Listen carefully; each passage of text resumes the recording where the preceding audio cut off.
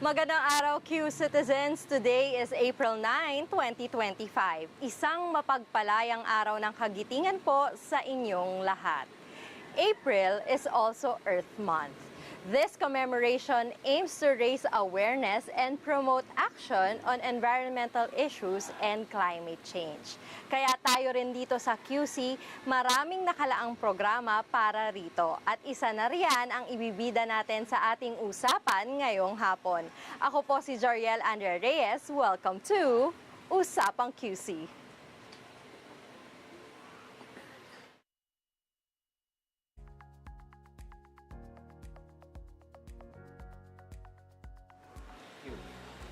Sa bisa ng isang city ordinance noong 2020, hinihikayat ang property owners na gamitin ang idle lands para sa urban agriculture for tax exemption. Dahil dito ay mas dumami pa ang Q Citizens na naiengganyo pong magtanim sa bakanteng espasyo ng ating lungsod. At para kwentuhan po tayo kung ano ang ginhawa at joy na dala ng urban farming dito sa atin sa Quezon City, kasama natin ngayon si Ms. Cristina Perez, Program Head ng Joy of Urban Farming. Welcome po sa Usapang QC, Ma'am Tina. Hi, good morning. Isang mainit na hapon na, Ma'am Tina. Mainit na. Lunti ang hapon sa ating lahat. Yes. Urban farming. Opo. Ma'am Tina, taong 2010 nagsimula ang urban farming ng Quezon City with just 3 demo farms. Ano po ang naging inspirasyon natin para simulan ang proyektong ito? Actually, nung panahon na nag-umpisa ang Joy of Urban Farming, ay ang ating mahal na mayor na si Mayor Joy Belmonte ay isa lamang pang vice mayor. Yes. Nais lamang niyang, kasi siya naniniwala siya na ang mga kailangan kahit nasa syudad tayo, dapat matuto tayong gumawa ng sarili nating pagkain. Yes. Upang sa ganon ay maiwasan ang pagkagutom, yung mga malnutrition ng ating mga kabataan ay ma-address. At the same time, nung panahon na yan ay yung kino-combat na rin natin, nag-start na tayong i-combat ang climate change. Yes. So kumbaga 15 years in total na, ma'am, itong Yes. ating initiative on urban farming. Pero ma'am, nasa gitna tayo ng Metro Manila. What makes urban farming perfect para sa landscape and demographics po ng Quezon City? Actually, ang objective lang naman ng ating mahal na mayor nung time na yan ay maturuan ang mga komunidad na magtanim sa kanilang mga bakuran. It so happen na sino bang makapagsasabi na darating si pandemic, Yes, diba? yes. So, doon sa lahat ng nanawagan ang ating national government na kailangan bawat bahay magkaroon ng urban farming o kanilang backyard gardening. So, si Quezon City ay hindi nahirapan. Yes. Ang ginawa natin, pinalawig na lang natin, kaya nagkaroon ng idle land tax exemption, gawa ng gusto ng ating mahal na mayor na lahat ng bakanteng lote, mapapubliko o mapapribado man yan, ay mataniman. So kahit na nung pandemic, ma'am, nagtuloy-tuloy lang po lahat ng initiative natin. At napakalaki ng Quezon City, di ba, Ma'am Tina? Yes. Para kumbaga maraming bakanteng mga lote, may mga pwedeng pagtaniman talaga nitong mga simpleng gulay na pwedeng gawin ng ating mga Q Citizens. Pero Ma'am Tina, lahat po ba ng Q Citizens na mahilig magtanim or may maliit na bakuran ay mako-considered na kabilang sa ating Joy of Urban Farming? Yes, actually, we have, meron tayong dalawang tinatawag na beneficiaries. Yung mga Okay. direct beneficiaries, which is the community, na Okay. kailangan nilang sumulat ng request letter para magkaroon sila ng kanilang urban farming. Joy of urban okay. farming. So yung indirect na tinatawag natin, yun yung mga nasa individual naman. Yes. Okay? Sila naman po ay palaging pwedeng makahingi ng mga boto at mga gagamitin sa kanilang pagtatanim ng mga gulay sa ating opisina. Yes. Na matatagpuan sa Quezon City Hall, nasa corner lang po kami ng Elliptical at Kalayaan Avenue. Nandun po yung ating demo farming na Joy of Urban Farming. So, ibig sabihin, ma'am, yung mga community, yung mga asosasyon, kuwari sa isang mga barangay, pwede pong mag-sign up po sila sa ating Joy of Urban Farming para bumuo ng kanilang urban farm. Yes. Ang dalawang bagay ang ating tinitingnan para magkaroon kayo ng isang urban farming. You know, the willingness and the commitment. Yes. Kasi yung dalawang word na yan, kung hindi mo taglay o taglay ng isang grupo, masasabi lang natin na parang lingas kugon lang. Yes. But ang gusto ng ating mahal na mayor ay maging sustainable dahil ito ay para rin sa komunidad. Ito rin ay direktang tulong sa kanila upang makatulong sa kanilang pamilya, makapagbigay sa kanilang hanap buhay, at maraming avenue pa na pwede nilang makamit sa pamamagitan ng urban farming. So talagang napakalaking tulong po ng ating Joy of Urban Farming. At masasabi ko, Ma'am Tina, siguro ako ay indirect beneficiary dahil nung pandemic din po ay ako po ay nanghingi ng mga seedlings, ng mga buto kay Ma'am Tina para magtanim po nung pandemic. Pero speaking of yung etong mga binibigay po ng ating Joy of Urban Farming, ano po ba yung klaseng suporta ang binibigay natin para sa mga magiging benepisyaryo po ng ating programa? Okay. Kung kayo ay grupo, syempre, bibigyan kayo ng technology. Hindi lang naman, syempre, ang ating mga buto, kagamitan sa pagtatanim, lahat po yan ay may kaakibat na, na COA, di ba? Yes. So, kailangan po, bago natin maibigay yan sa komunidad, kailangan matuto sila kung paano ang tamang pagtatanim, paano ang gumawa ng kanilang sariling fertilizer, kasi Yes. tayo po ay natural farming, Wow, bawal na okay. bawal po sa atin ang gumamit ng mga synthetic fertilizer o yung mga tinatawag na inorganic. At pag tinamaan ng peste ang kanilang mga taniman, ano ba ang dapat gawin? Yun, itinuturo sa kanila yung ganong technology para sa ganon ay tuloy-tuloy na maalagaan ng kanilang farm at mapakinabangan ng bawat komunidad. So parang kumpleto yung approach natin, ma'am. Hindi lang basta nagbibigay nitong mga technology, nung ating pananim, nung mga seedlings, kundi kinokompleto po natin na pati yung mga training para sa ating mga urban farmers ay binibigay din po ng ating Joy of Urban Farming. Paano naman, Ma'am Tina, nakakatulong ang ating urban farms dito sa Quezon City, lalo na nung pandemic? Ano po ba yung mga naging sitwasyon ng ating mga komunidad, kaya bakit sila nagbumuo ng mga farms? Oh, well, nung panahon ng pandemic, syempre lahat tayo, kahit may pera ka, kung wala kang mabibili, Yes, so magugutom yes. ka. Ano? So kaya ang ginawa ng ating city, ng ating mahal na mayor, ay inorganize niya, especially itong ganitong mga lugar na merong mga malalaking lote. Okay? So instead na magkulong ang mga tao, lumabas. Kasi pag nasa farm ka, hindi mo kailangang mag-face mask, di ba? Ay, oo. Kasi nasa open Air, air ka. Oo, yes. tapos, maga pa lang, kailangan mo nang mag-till ng land. So, pinagpapawisan ka. Oo. So, yun yung malaking tulong siguro na gawa sa malaking tulong na gawa ng urban farming sa ating constituents dito sa Quezon City. Pangalawa, yung mga walang makain, so may mga urban farmers tayo na meron silang masasabi natin na maganda ang kanilang ani, Yes. pinadadala yon. Ah, okay. Oo, pinadadala dun sa mga nalalockdown. Apo. Para kahit paano, kung halimbawa ang isang street na yan ay naka-lockdown, padadalhan sila ng gulay para nang sa ganun, meron silang ihahalo sa kanilang mga dilata. Fresh pa rin. Oo, na yun naman ay ayuda ng ating gobyerno. Oo. So, kumbaga, tulong-tulong from one barangay to another. Yes. 'Di ba? Nagpapatubo po tayo nitong mga gulay, tapos dadalhin po natin noon dun sa ating mga barangay na naka-lockdown. Pero ano na po yung mga incentives, ma'am, na nakukuha ng ating mga urban farmers? Well, incentives in a way na minsan hindi naman cash. Okay? Yes. Ang malaking naitulong ng ating Joy of Urban Farming, especially ni Mayor Joy, ay yung maturuan yung tao kung paano kumonekta sa tamang ahensya. Yes. Like yung DOLE, di ba? Si DOLE ay number 1 na yan ang nagbibigay ng ayuda ng Cash for Work, tupad, yan. So pagka hindi kayo grupo at kailangan nyo ng tupad, kailangan kayong pumunta muna sa barangay o pumunta sa city. Pero since na kayo ay certified, ang isang grupo ng urban farmers ay certified ng DOLE, hindi na nito kailangan dumaan kung kanino man. Yes. So, si DOLE ay bababa, magbibigay ng ayuda papunta sa urban farmers natin. That's the main reason kung bakit kailangang palakasin. Ang nais ni Mayor may palakas ang mga urban farming ng Quezon City.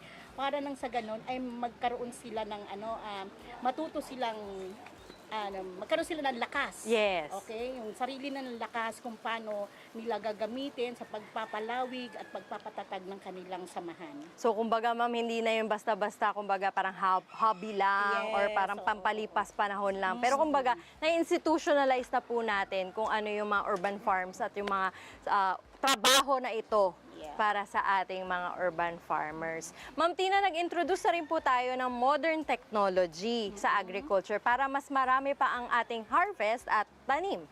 Ano po ba yung mga modern technology na ito? At kwentuhan nyo naman po kami paano nagsimula itong mga modern technology.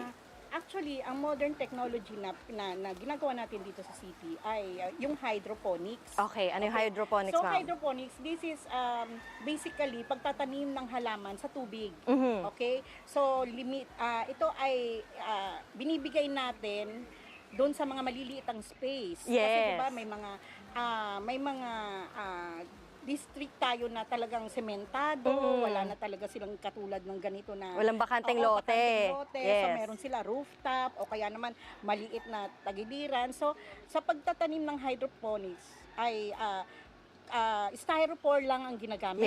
Yes. O kaya naman yung iba yung pet bottle lang na nilalagyan nila ng tubig at doon na palalakihin ng gulay. So, itong hydroponics ay tinatangkilik din ng ating mga urban farmers dito sa Quezon City at ito ay another technology na ipinakikilala natin dito sa ating mga urban farmers. Yes, kasi sakto yan, ma'am. Kasi yun nga, walang mga bakuran, Yes. walang mga malalaking lote. So at least kahit na dun sa kanilang mga bahay, sa mga apartment nila, pwede na yung may simpleng lalagyanan lang ng kanilang At hydroponics. saka tipid to sa tubig. Ah. Kasi one time mo lang siyang lalagyan. Yun na And yung pinaka ano yan po. na yung kanyang pataba, andyan na yung kanyang tubig na mabubuhay siya until 45 days. So, until the time na pwede mo na siyang i-harvest. Ang galing, ma'am. Pero ano pinagkaiba nun, ma'am, dun sa aquaponics? Okay, ang aquaponics ay combination of fish and plants. Okay, so saan pumapasok yung fish, ma'am? Okay. Kasi 'di ba, dito sa Quezon City, as you can see, etong ating urban farmers, ito ay ASF. Sila dati ay mga magbababoy. Yes. So nagkaroon tinamaan ng peste. So nagkaroon ng ordinansa ang ating city na talagang hindi na pwedeng mag-alaga ng baboy. Yes. So nag-into farming na lang sila. Yung iba nating ASF group ay nag-aquaponics sila. Okay. Nagtatanim sila at the same time ay nag-aalaga sila ng isda. Magkasama na. Magkasama na. So, Okay. technically, ang concept ng aquaponics ay tubig ang nasa ilalim, fish, tapos halaman o gulay yung nasa ibabaw. Okay. So, kumbaga, ma'am, yung pinaka-fertilizer is yung mga nanggagaling na organic mismo. fertilizer. Yes. Yung pupo ng isda, papunta doon sa halaman. Opo. So, very organic. Tapos, ano pa yung, ma'am, yung ating vertical farming?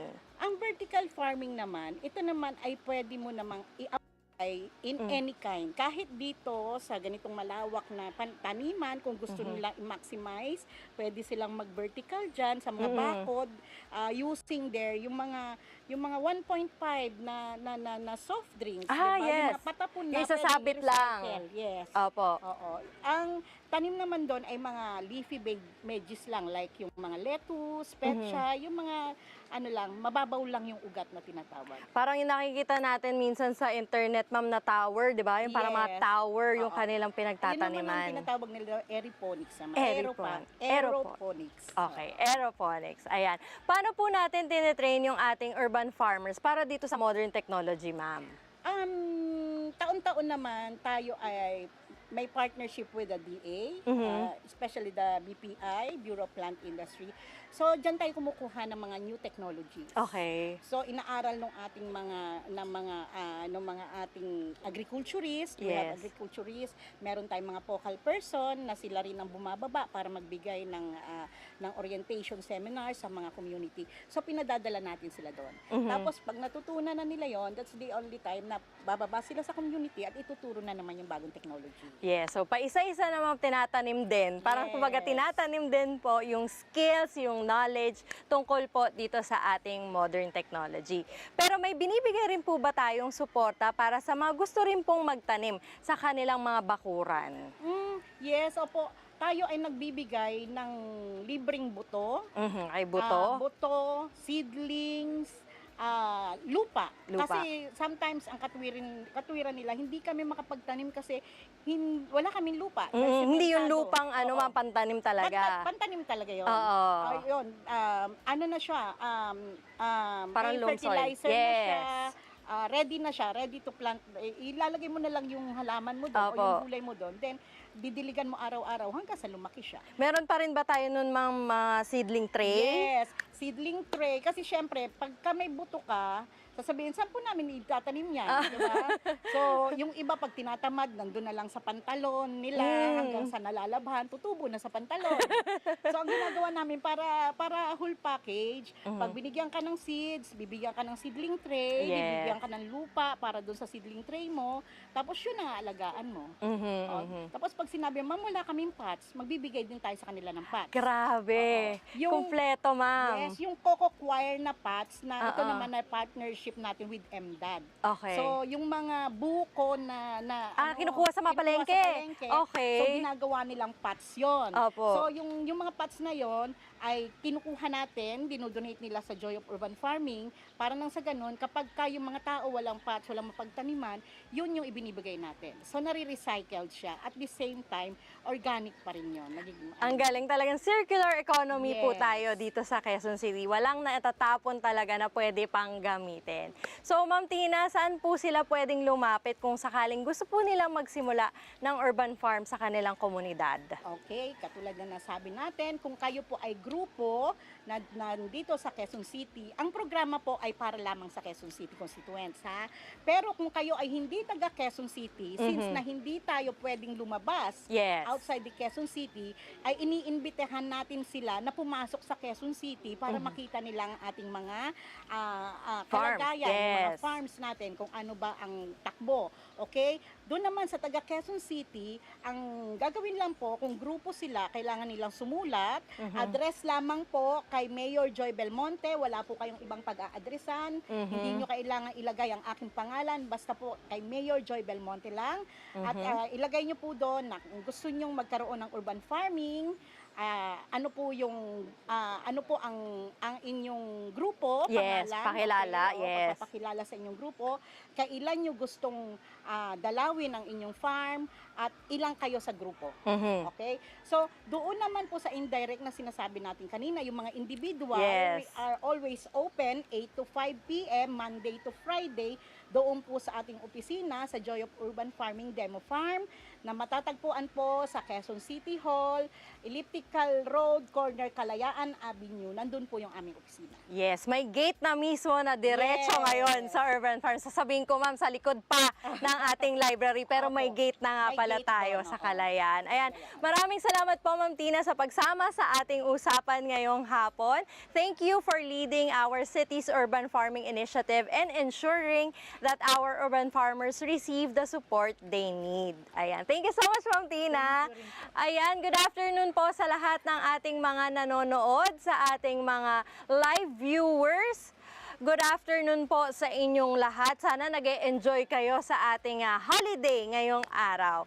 Kung nakinig po kayo sa diniscuss ni Ma'am Tina Perez kanina, magbigay lang po ng isa sa 3 modern farming technologies na ating inintroduce sa urban farms sa Quezon City. Nako, 3 po yung nabanggit namin ni Ma'am Tina na dapat yun po ang maibigay nyo. Isa po doon sa ating mga urban farming technologies na binigay po ng Joy of Urban Farming sa ating mga urban farmers. So kanina meron doon yung mga may tubig, meron yung nakasabit. Ako, nandun na lahat ang keywords po natin. Ang top 3 fastest commenters ay mabibigyan ng regalo bago matapos ang ating episode. Ayan. Sa kasalukuyan po, may 1,439 urban farms na po dito sa ating lungsod. At isa riyan ang matatagpuan dito sa Barangay Bagong Silangan. Yan ang ASF Urban Farming Organization. At para kwentuhan po tayo tungkol sa kanilang taniman, narito po si Ma'am Rowena Campo, President ng ASF Urban Farming Organization. Good afternoon po, Ma'am Weng. Good afternoon po. Ayan, good afternoon. Very farmer talaga ang ating kasama, no? Ma'am Weng, marami siguro ang curious sa pangalan ng inyong organization, ASF Urban Farming. Ano po bang kwento sa pangalan nito? Ang kwento po ng ASF, kasi po kami po yung biktima ng African swine fever na, na problema po.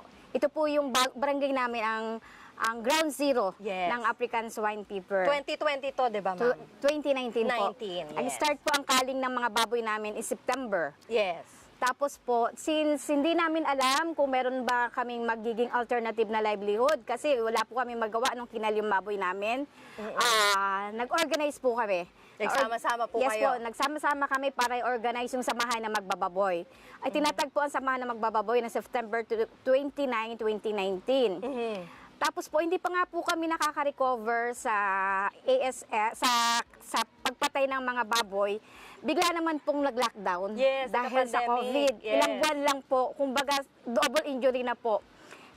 Sa dinanas po namin na nawalan kami ng kabuhayan plus eto si lockdown, nag-isip po kami through sa isang kasama naming officer, si Bong, na maghanap ng lupa para maibsan yung depression ng mga tao may libangan. Apo. Kaya po dito po kami napadpad sa lugar na to para magtayo ng farm. Pero paano nyo, ma'am, sinimulan yung inyong organisasyon? So, lahat yung miyembro ninyo Opo. ay yung mga dating mangbababoy? Opo, Yes. yung mayroong, ang criteria ko noon para magpa-member sa samahan namin, dapat meron silang kaling paper na patunay talagang sila yung legit na baboy, na magbababoy. Opo. Ni-require nyo po na Opo. talagang ano. So, paano po nakatulong yung ating programang Joy of Urban Farming sa inyong komunidad at sa inyong organisasyon, ma'am? Nakatulong po kasi unang-una po, masisiguro namin, ang niluluto namin sa bawat bahay namin, ang nilalagay namin sa lamesa ay talagang healthy po kasi hindi po kami talaga rito gumagamit ng chemical. Ito po ay talaga yung organic po talaga. Tapos po, nakakatulong sa community kasi yung mga nasa paligid, nasa community, nakakabili po sila ng murang gulay sa amin. Murang gulay na alam nilang healthy po. Yes. Pero ano naman, ma'am, yung mga benefits ng inyong miyembro dito sa ating urban farm? Ang benefits po kasi ganito po. Instead na bibili ka sa labas, dito po, kung sa labas 60 yung pechay, Yes. dito po sa amin mabibili lang ng 40. Murang-mura. Malaki Opo. difference, ma'am. Yes po. Tapos minsan pag pwede kang mamitas kung nakikita naman namin na talagang nag-effort ka, lagi ka nandiyan, pwede kang makahingi ng pangluto mo lang, hindi pantinda. Kumbaga, pang Nalilibre personal po. consumption Opo, na, ma'am. personal consumption po. Pero paano naman po lumawak at lumago na itong taniman ninyo? Lumawak at lumago kasi sa tulong po ng Joy of Urban Farming. Nagpapasalamat po kami talaga kay Mayor Joy, kay Ma'am Tina, kasi lahat po ng pangangailangan namin dito sa farm na to ay provided po ng Joy of Urban Farming. Simula sa buto, sa mga equipment po, provide po nila, kumbaga wala na pong hahanapin pa. So yung mga nakwento kanina ni Ma'am Tina na yung buto, yung seedlings, yung seedling tray, lahat Opo. kompleto po. Hanggang loam soil po. Hanggang loam Pero soil. dati po, gumagawa kami ng loam soil. Oo. Kasi ngayon po parang sobra ng busy. Pero pag marami pong tuyong tain ng kalabaw, since maraming kalabaw dito, Opo. gumagawa po kami. So meron pa Opo. rin, nakakagawa pa rin. Tapos nag-training na din po kayo katulad ng mga Opo. binigay po. Nag-undergo po kami ng mga binibigay na training ng Joy of Urban Farming. Kaya ano po kami. Kaya kompleto na, Opo, ma'am? wala na pong hahanapin pa. Opo. So ngayon naman, ma'am, pwede nyo ba kaming i-tour dito sa inyong farm? Pero bago yan, simulan muna natin. Ano po ba, ma'am, yung mga makikita natin dito na mga halaman? Ito po, sa likod ko po, ito. Kung papansinin nyo po, ang maraming nakatanim ay ang talilong o tinatawag na talinam. Opo. Bakit po ito ang pinakamarami? Kasi po ito po ay hindi masela na itanim. At simula maliit po ako, ito po ang naging gamot sa kahirapan namin. Sang sardinas lang po ang katapat, may ulam na. Nakakalungkot lang nga po. Kasi itong tanim na to, parang hindi alam, hindi kilala ng mga kabataan. Totoo, ma'am. Kaya sa mga nakikinig po, sa mga nanay, i-promote po natin yung talilong na maggawing nating kaugalian na siniserve natin sa mga anak natin. Kasi ito po talaga ay masustansya at hindi po mahirap itanim. Maski sa gilid lang po ng bahay mo, itusok mo, tutubo po. Talagang malaking bagay. Ito yung talinom para sa mga hindi pa po nakakaalam. So, kailangan maitanim. Ito pa, ma'am. Ano pa tong bago na itong Meron kaming halaman? talong, in between po ng talilong, meron po kaming talong. Okay, ma'am. Yung talong, alam ko, madali lang po Opo. itong palakihin. Tama po ba, ma'am? Opo. Ayan. So, talong, ano pa po yung meron Kamatis natin? po, Mhm. kamatis, tapos alokbati po, which is masarap po sa munggo. So, pwedeng isahog, ma'am, no? Basta, feeling ko may mga gulay po Opo. na ating tinatanim, ay pwede naman po talagang isahog sa kahit na anong ulam, kahit na anong putahe po sa ating mga tahanan, ano, ma'am. Sige, ma'am Weng, ngayon naman po, itour na natin ang Okay inyong po. farm. Alright. Sige, ma'am Weng, dito.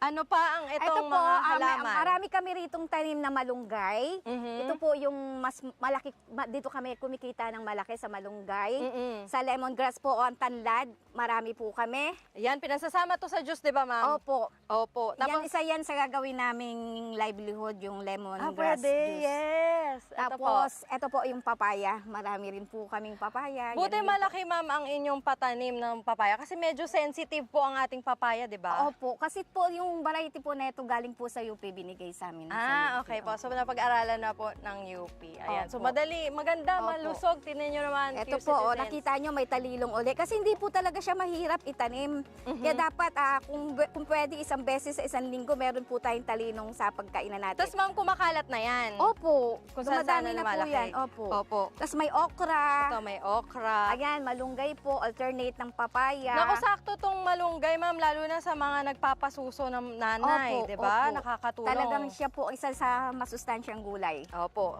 Ito naman dito sa atin, banda sa harap, ma'am. Opo. Dito sa ating... Ito po yung bok choy na tinatawag, mistula Okay. siyang petchay. Ito yung bok choy. Opo. Ayan, parang katatanim lang nito, ma'am. Kailan po kayo nagtanim? Opo, kaka-transfer last, Thursday ata o Friday. Thursday. Opo. So, pag ganyan na yung size, ma'am, pwede na yung lalaki na siya doon sa Opo. mga pambenta na po. Opo, Tapos basta dito, ma'am, alagaan. itong nasa likod ko, ano Ayan po po dito? yung Baguio beans, doon po yung sitaw. Ayan, Baguio beans at sitaw. So, Opo. makikita nyo po yung ating mga balag, no, ma'am? Opo. Kasi vine.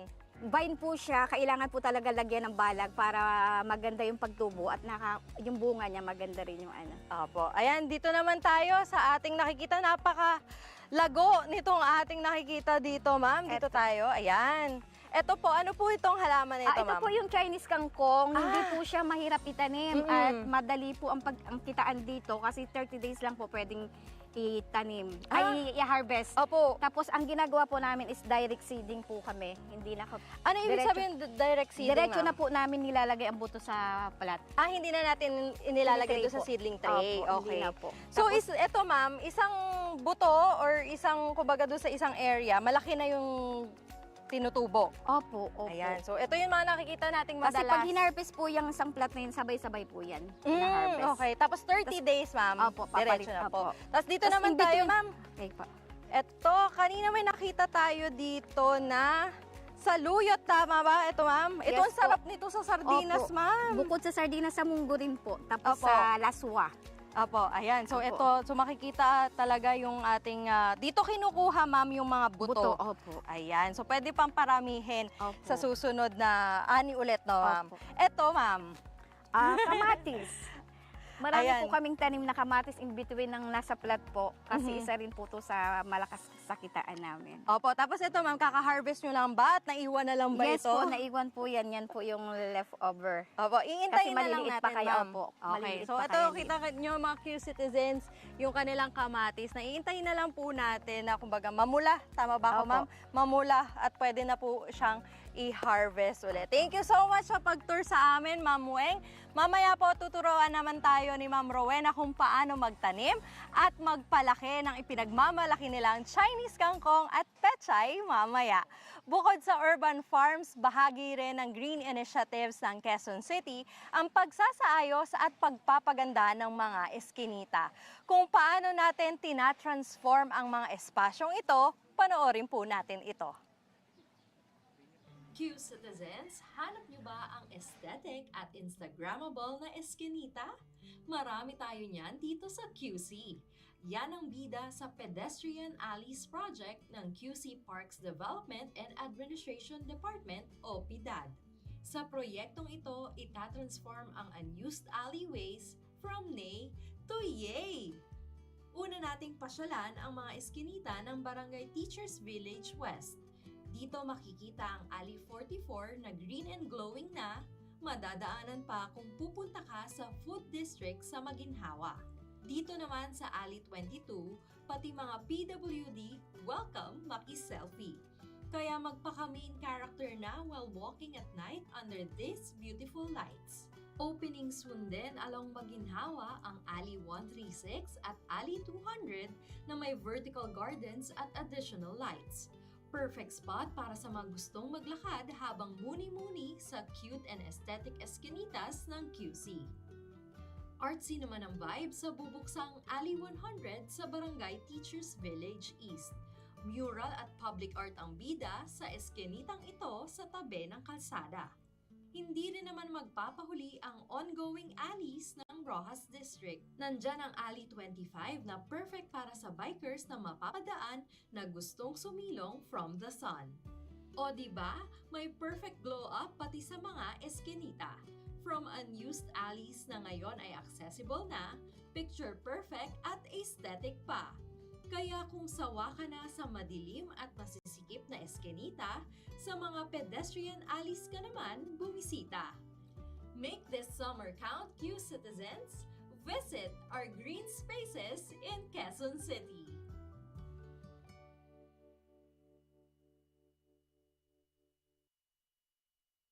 Magandang araw po sa inyong lahat. Ako po si Pocholo Bonifacio ng Joy of Urban Farming. Ako po ang agriculturist nila. Ngayong umaga po, magtuturo po ako sa inyo kung paano po magpunla ng malalaking buto. Ang isa po sa ating pwedeng ipunla ngayong araw na ito ay yung ampalaya. Sa pagpupunla po ng ampalaya, ang unang kailangan po natin ay yung ating lupang pagpunlaan. Meron po tayong risal, buhangin, compost galing po sa MDAD, at saka po yung ating pinaka-garden soil dito sa Joy of Urban Farming. Ang ratio po ng halo na ito ay 1:1. Ito po ang magiging resulta pagkatapos nyong haluin ng maigi. Meron po tayo ditong black bag o kung pwede rin po kayong gumamit ng ibang mga taniman katulad ng paso o mga galon na tapos nyo na pong gamitin. Lalagyan lang po natin ang ating black bag hanggang 2/3 nito. Makikita nyo po, yan po yung level ng lupa sa loob. Tutupiin lang po natin yung pinaka-excess niya. At habang lumalaki po yung halaman, dinadagdagan natin to ng lupa o ng compost, unti-unti po natin inilalabas yung ating itinuping black bag. Pipili po tayo ng magagandang binhi. Inirerekomenda po namin na isang buto lang sa kada butas ang inyong ilagay. Kasi po, yung butong pinapamigay ng Joy of Urban Farming ay nakakasigurado po kami na 95% yung kanyang germination. Kaya po kung dadalawahin ninyo, masasayang lamang po. Pagka naman po ibinaon nyo po siya, twice as size lang po ng buto yung lalim niya para hindi po mahirapang lumabas yung ating pinakahalaman. Pagkatapos nyo pong ipunla, lalagyan na po natin siya ng tubig.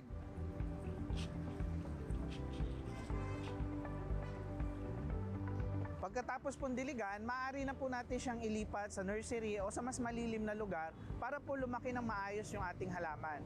Pagkalipas po ng 2 linggo hanggang 3 linggo, pwede nyo na po siyang ilabas sa direct sunlight. Maraming salamat po.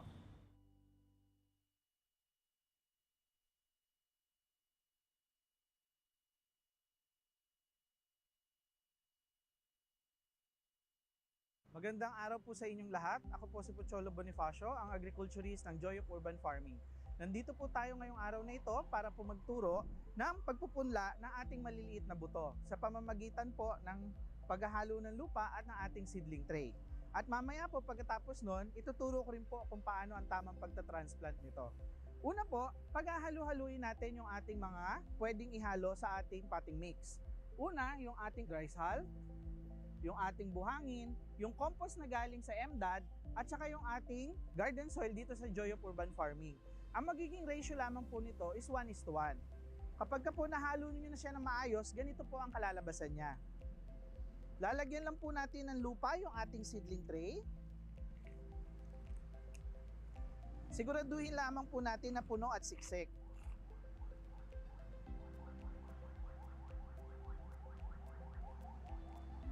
Pwede po natin itagilid. Alugin po natin ng konti. Pagka wala na po masyadong nalaglag na lupa, okay na po yung siksik ng ating medium. Ngayon naman po, sa pagsisidling, magbubutas po muna tayo. Pagka po maliliit ang buto, hindi po dapat masyadong malalim. As much as possible po, twice the size lang po ng buto yung lalim ng ating ibabaon. Bago po lagyan ng buto, didiligan po muna. Tsaka po natin lalagyan ng buto. Sa paglalagay naman po ng buto, ang amin pong laging binibilin, mas maganda po kung isa-isa lang. Kasi po yung buto na binibigay ng Joy of Urban Farming ay nakakasigurado po kami na at least 95% yung kanyang germination.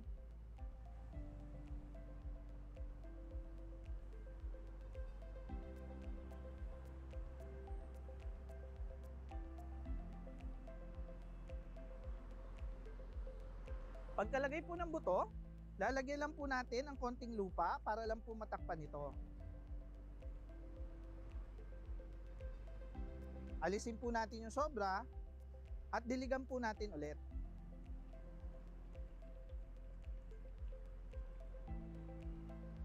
Pagkatapos po nun, pwede na po natin ilipat yung seedling natin sa isang nursery o sa mas malilim na lugar para lumaki siya ng maayos. Pagka naman po lumaki na yung ating halaman, at least sa halaman po natin na itinanim, mga 2 linggo po, maaari na natin siyang i-transplant. Meron po ako dito ang sili at isasample ko po sa inyo kung paano siya i-transplant. Kung makikita nyo po, mature na po yung ating sili, kompleto na po yung kanyang true leaves. Pagka po kayo ay magta-transplant ng kahit anong halaman, mas maganda po ay hapon para makarecover siya sa gabi at kinabukasan nakatayo na po siya ng maigi. Ang tama pong paraan, pipindutin nyo lamang po yung kanyang ilalim, ilalabas po yung ating seedling. Pagka po kayo ay magbabaon na, at least 2 inches po yung lalim. Siguraduhin po nating nakatayo yung seedling natin bago po natin iwan.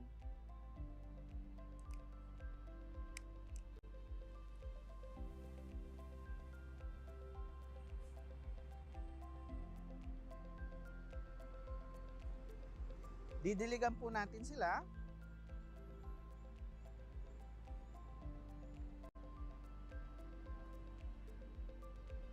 At ililipat din po natin sila sa malilim na lugar.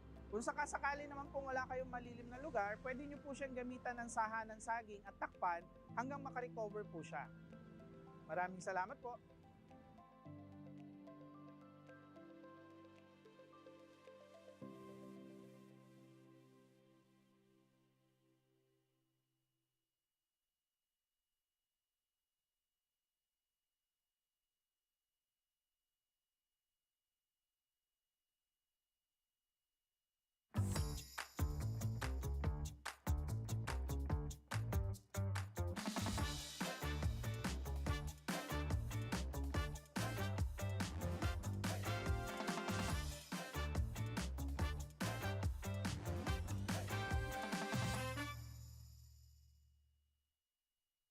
Welcome back po sa Usapang QC. Kasama pa rin natin ngayon si Ma'am Rowena Campo para turuan po tayo magtanim. At syempre si Kuya Bong kasi siya mismo po yung gagawa dito sa ating pagtatanim. Unahin po natin, Ma'am, ano po ba yung mga usual na kailangan sa basic pagtatanim po ng gulay? Kailangan po natin ng seedling tray. Okay, ito yung seedling tray. Yes po. Opo. Tapos loam soil po.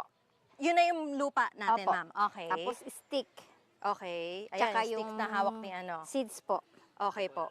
Ay, ito yung mga seeds. Ito Apo. ang itatanim po natin ngayon, Kuya Bong. Ano po yan? Pechay po. Pechay. So, pakita natin, Kuya Bong, ano po ba, Ma'am Weng, yung steps para magpalagay po nitong ating pechay? Tutusukin mo yung gitna Okay. para ilulubog mo yung at least 3 buto. 3 buto. Bakit kailangan 3 buto, Ma'am? Kasi po, hindi pwedeng isa kasi hindi natin sure kung mabubuhay yun. At least pag okay. 3, hindi rin naman po pwedeng marami kasi pag tumubo siya, hindi maganda kung crowded siya. Opo. Kasi magsisiksikan sila, Opo. tapos Kaya mag-aagawan po at ng least hanggang 4 nutrients. lang po. Opo. Tapos, Ma'am, kailangan basa po ba yung lupa pag Opo. tinataniman? Opo. Pag kadubog niyan, i-sprayan na naman po ulit yan. Pag after niyan matakpan ni Bong, Opo. i-sprayan po yan. So, kailangan po moist yung Opo. ating lupa. Opo. Ayan. So, pero ma'am, itong mga buto na nakuha po natin para sa pechay, saan po natin kinukuha ito, ma'am? Ayan po, ano po, nahihingi po namin yan sa Joy of Urban Farming. Kaya malaking bagay po talaga na kami ay nasa Joy of Urban Farming kasi hindi na po namin kailangan bumili ng buto. Yes, Hindi katulad dati nung pinoprovide bago na. pa lang po kami, kung saan-saan po kami naghahanap ng buto. Pero ngayon po, lahat ng buto dito ay provided ng Joy of Urban Farming. Oo, ma'am, kasi kumbaga pag kumakain ka ng pechay, hindi mo makukuha talaga ng ganyang karami yung mga Opo. butong itatanim po, no? At saka sa bahay po, pwede kang magtanim ng petchay.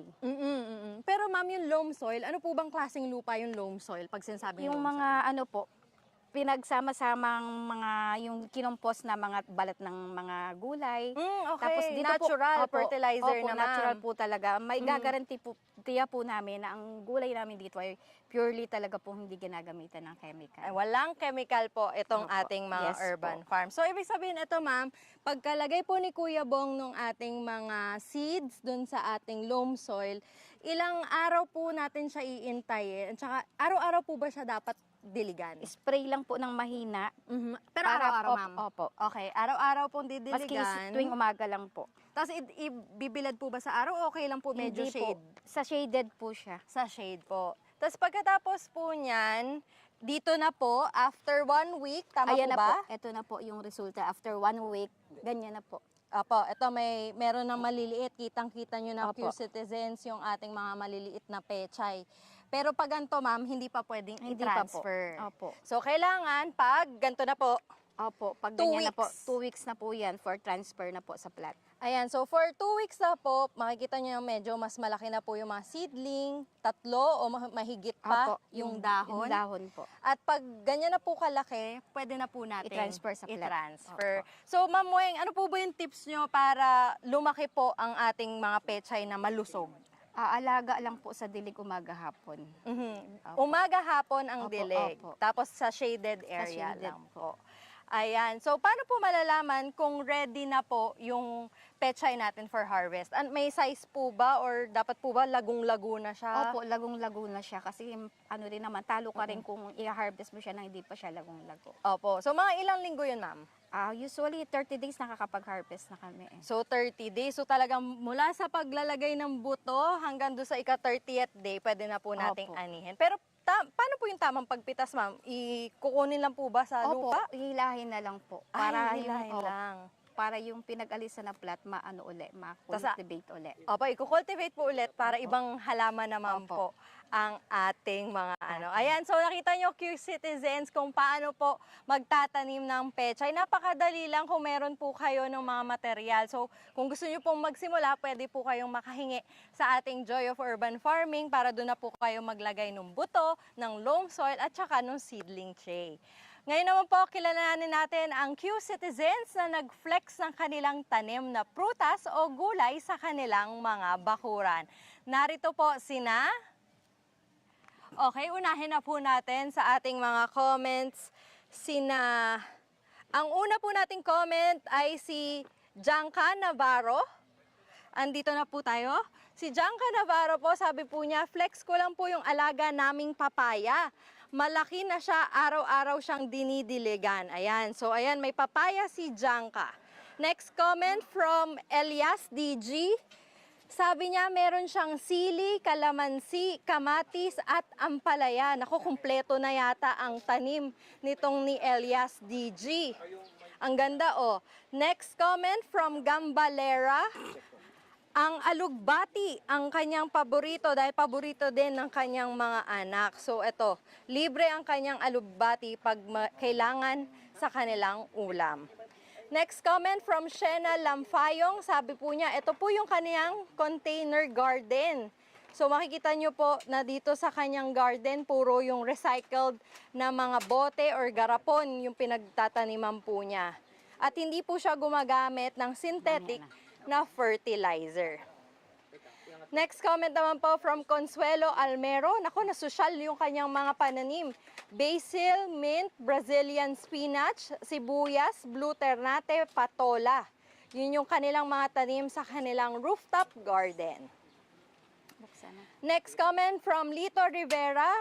Katatapos lang daw po niyang mag-transplant ng bell pepper seedling. So ito, nilalagay lang po sa mga balde. And the last comment po from Chris May Saplad. Sabi po niya, ang tanim po niya ay pechay. Meron din daw po siyang okra, sitaw, kamatis, kalamansi, at iba pa. So napakarami po ng mga tanim ng ating mga Q citizens na nagtatanim na talaga sa kanilang mga bakuran.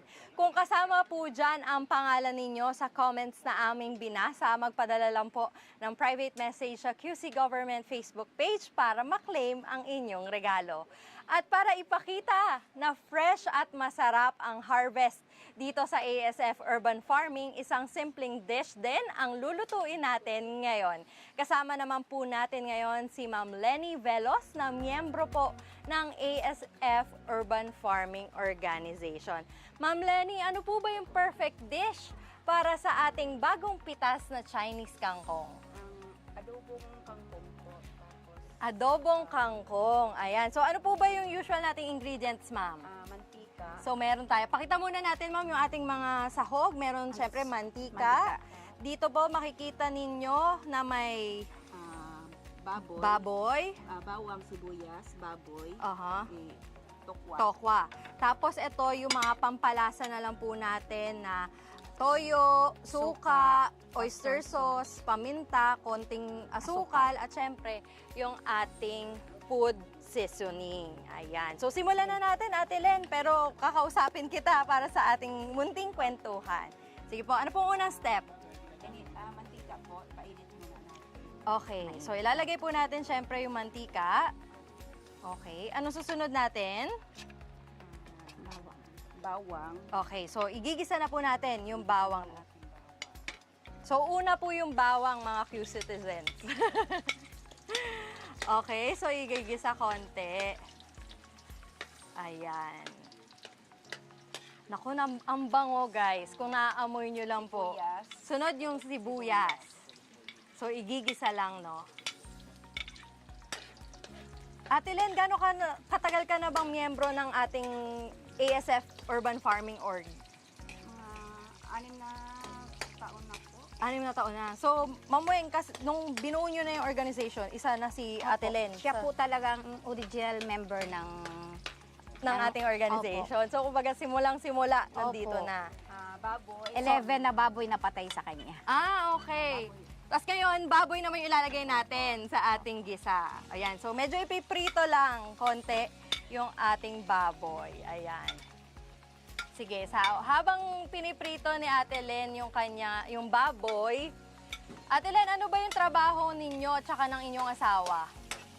Sa akin po, yung sa pagtatanim, sa asawa ko yung extra siya kasi sa construction. Sa construction. So, pero ikaw, full-time ka dito sa Urban Farm? Opo. Opo. So, saan nyo po unang natutunan na itong pagtatanim? Sa mga po, sa pagbababoy po namin, mga bakuran po kami, po namin natutunan na magtatanim ng mga gulay. So, Ma'am Weng, yun, meron kayong mga babuyan dati, tapos Opo. meron na rin talaga kayong Tanim. konting Sama- tanim. Ano po yung usual yung tanim ng mga panahong yun? Katulad po nung pechay. Ay, yung mga madali talaga. Po, oo, nung nagpaparal ako ng mga anak ko sa paligid, ginawa kong bako yung talong. Ah, so talagang kompleto. Yung malunggay, Opo. alternate. So, simula noon, marunong na po talaga kayong Opo. magtanim. Kaya So, nung nag-lockdown, kailangan ng matugunan yung gutom dahil lahat walang trabaho dahil naka-lockdown, kailangan magtanim. Kasi Kaya lalo ito na, yung Ate Len, siguro yung sa asawa mo, no, hindi siya nakapag sideline doon sa mga construction ng mga panahong yun. Kulong lahat. Wala po. Wala. Sa gulay po talaga lahat ang inasahan namin. Oo. So, buti na lang, meron tayong mga urban farms dito sa Barangay Bagong Silangan.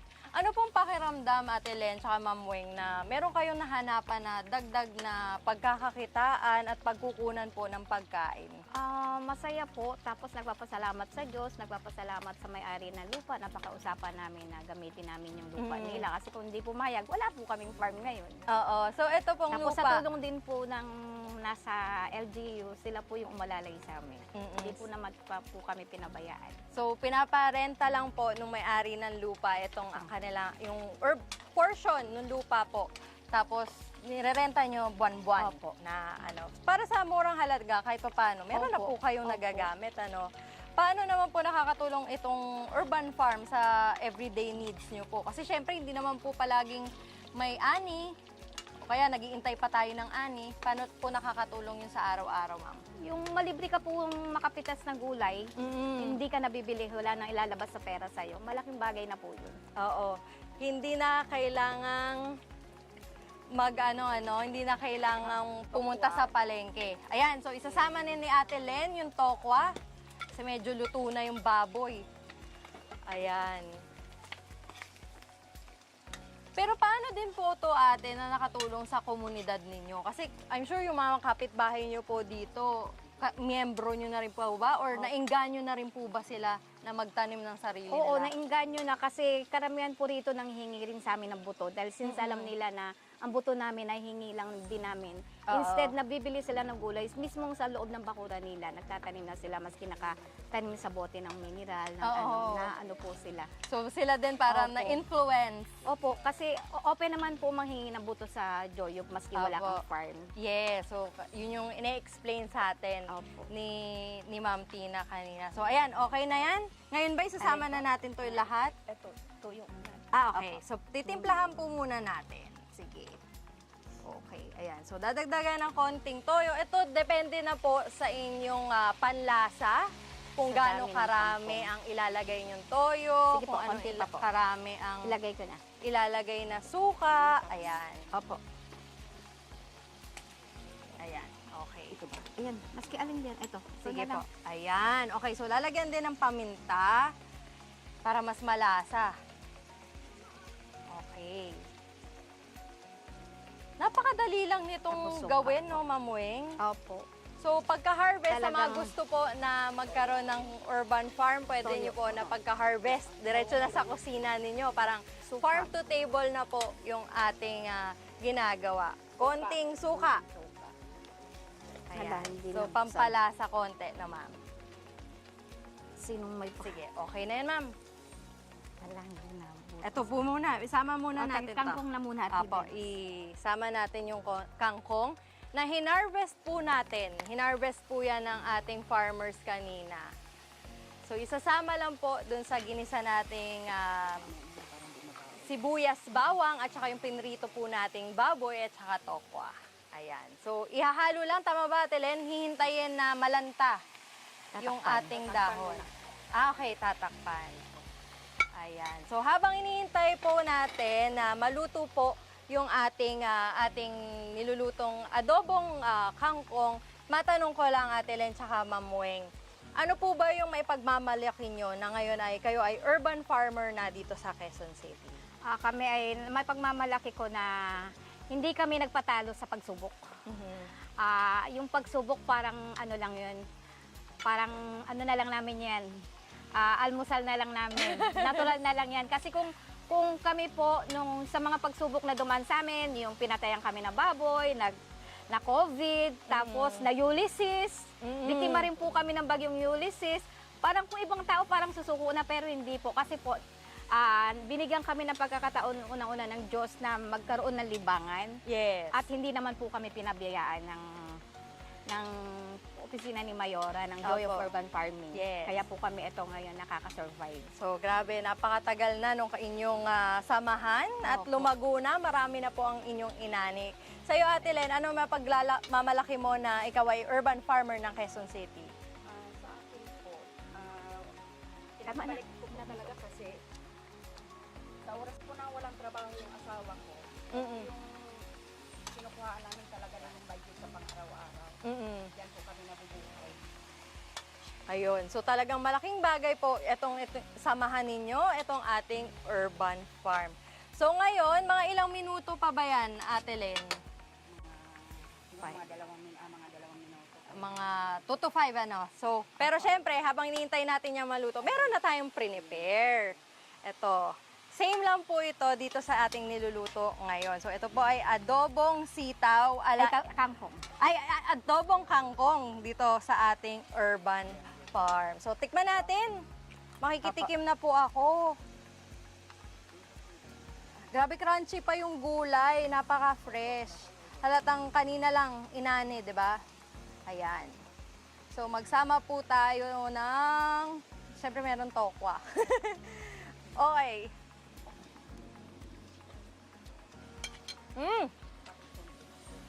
Ang sarap. Parang kailangan ko na ng kanin. Lalagyan ng konting asukal para lumabas yung sarap. Lagyan mo konting tubig. So, dadagdagan pa ng konting tubig na ate. Opo. Okay, so, kung ano yung niluluto ni Ate Len, yun din po yung ating pinapakita dito at tinitikman. Wait lang. So, ayan. So, dadagdagan po natin ng tubig para maluto po yung ating gulay. So, thank you so much, Ate Len. Asan si Ma'am Weng? Thank you so much, Ate Len at Ate Weng, sa pagsama sa amin at pag-welcome po sa amin sa inyong urban farm ngayong hapon. At salamat din po dahil busog kami dito sa ating mga hinanda ngayong hapon. Wish po namin na sana ay mas Ihalo natin lumago po at para dumami pa po ang inyong tanim dito sa ASF Urban Farm. Maraming salamat din po sa pamunuan ng Barangay Bagong Silangan for helping us mount this special episode. Maraming salamat po sa lahat ng naitulong ninyo. At narito naman po ang top 3 fastest commenters na nakapagbigay ng isa sa 3 modern farming technologies na ating inintroduce sa ating urban farm sa Quezon City. Congratulations po kina G. Lentigan, kay GN Anusoj, or baka baliktad lang yung kanyang pangalan, at saka kay Annabel Rasi Ayo. Hintayin lamang po ang private message ng aming team kung paano nyo po makiklaim ang inyong mga regalo.